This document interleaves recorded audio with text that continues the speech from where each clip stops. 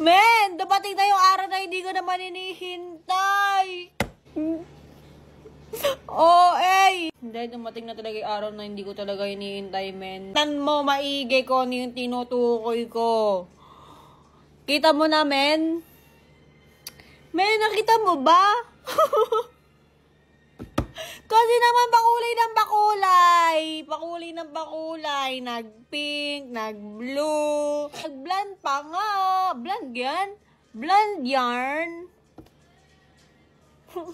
Sira na buhok ko. Sira na nga uno. Sira ba yung buhok? Man, I have no choice but to cut my hair.